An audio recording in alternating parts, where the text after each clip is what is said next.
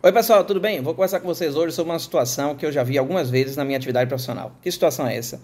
É a situação do servidor público federal, civil ou militar, que é estudante e é movimentado de ofício, ou seja, por iniciativa da administração, por interesse da administração, necessidade da administração, para uma outra localidade. Então imagine, o sujeito é servidor público federal, atua em Salvador e é movimentado para atuar numa cidade bem distante de Salvador, eventualmente até fora do estado da Bahia. E esse sujeito é estudante e quer continuar os estudos. O que é que ele vai fazer? Ele não tem condição de continuar os estudos na cidade em que ele estava originalmente lotado. No meu exemplo, Salvador, ponta da distância. Então, a Lei 9.536 de 97 veio para garantir não apenas a esse servidor, mas também aos seus dependentes, por exemplo, cônjuge, filho, filha, que esses sujeitos possam fazer a transferência de matrícula para uma nova instituição de ensino, para uma instituição de ensino localizada na cidade ou nas proximidades da cidade, em que o sujeito tiver a sua nova lotação.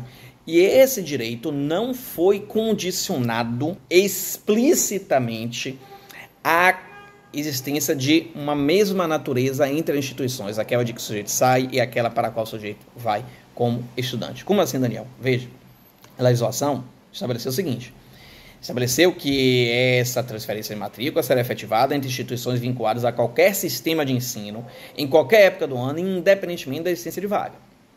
Então você pensa o quê? Bom, então se o sujeito quiser sair de uma instituição privada para ir para uma pública, ele pode, como estudante, se ele, servidor, quiser, ou a pessoa dependente dele quiser? A priori parece que é isso que a leitura do artigo 1º está revelando para a gente, né? Contudo, o artigo 1º da Lei 9.536 foi objeto de uma decisão do STF em sede de controle de constitucionalidade. Uma decisão lá na ação direta de constitucionalidade 33247. Então, naquela ação direta de constitucionalidade, o STF entendeu que, para preservar a constitucionalidade do artigo 1º da lei, seria necessário entender que ele exige a congenialidade entre as instituições de ensino. Ou seja, o sujeito estuda numa pública, vai para uma pública. Se ele estuda numa privada, ele vai para uma privada. Ponto. Não está escrito assim na lei, mas o STF entendeu que entender de modo diferente seria dar uma interpretação inconstitucional ao artigo. Maravilha. Matéria resolvida, né? Eu te faço uma pergunta. E se existir um determinado curso numa instituição de ensino privada, na localidade de lotação originária do sujeito, mas aquele curso não existir em uma instituição de ensino privada na nova localidade em que o sujeito for lotado? E aí? Ele vai deixar de estudar? Ele vai ser obrigado a mudar de curso, mesmo não ter nada remotamente parecido? O que acontece? O STF optou, quando decidiu a ação direta de inconstitucionalidade 3324, por não discutir essa questão. A matéria foi até suscitada e eles disseram: olha, isso vai aparecer mais para frente, mais na frente a gente resolve, não vamos entrar nesse problema. Nos casos específicos a gente discute. Pois bem, obviamente, como alguns ministros que se disseram preocupados com a questão perceberam, a matéria realmente voltaria e voltou às mãos do STF em outra oportunidade. E o STF, ao julgar o recurso extraordinário 601580, estabeleceu o seguinte: a transferência da matrícula desse servidor público federal, civil ou militar ou de seu dependente, prevista lá no artigo 1º da Lei 9356 de 97, pode ser efetivada entre instituições pertencentes a qualquer sistema de ensino, atenção, na falta de universidade congênere à de origem. Então, o que o STF disse nesse recurso extraordinário foi o quê?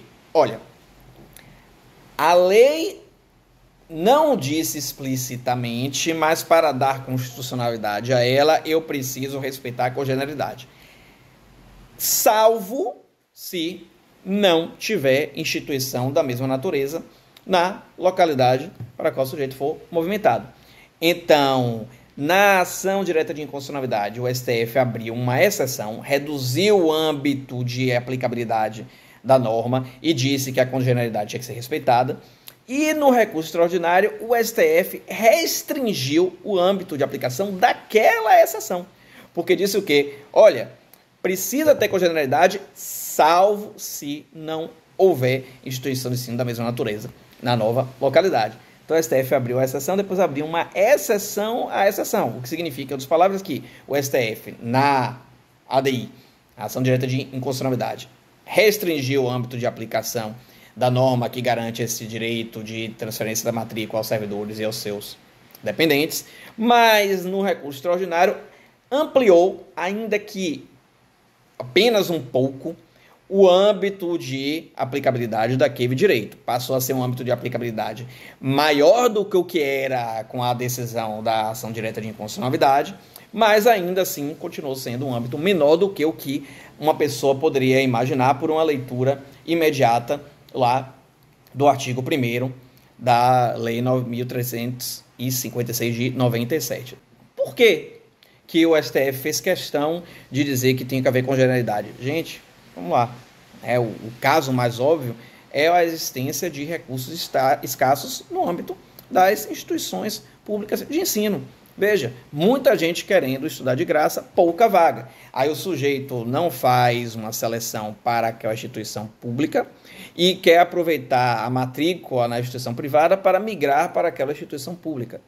Obviamente, isso poderia acontecer com alguma frequência. Algumas pessoas diriam que isso feriria o princípio da moralidade administrativa, porque as pessoas estariam tendo vantagens em relação a outras que também não foram selecionadas, como elas. Então, elas pegariam esse atalho se precisar ser selecionado, se precisar passar por uma seleção pública, e por isso o STF entendeu, me parece que a principal motivação é essa, que tinha que haver a congenialidade, a não ser que você não pudesse atribuir ao sujeito a vontade de pegar esse atalho. Então, imagine o sujeito, por exemplo, estudar engenharia mecatrônica em uma universidade privada, ele vai para uma outra localidade, nessa outra localidade não tem engenharia mecatrônica em outra instituição privada, mas tem uma instituição pública. Bom, o jeito é colocar o sujeito na instituição pública para ele não ter que desistir de engenharia mecatrônica. Certo? Beleza, legal. Até mais.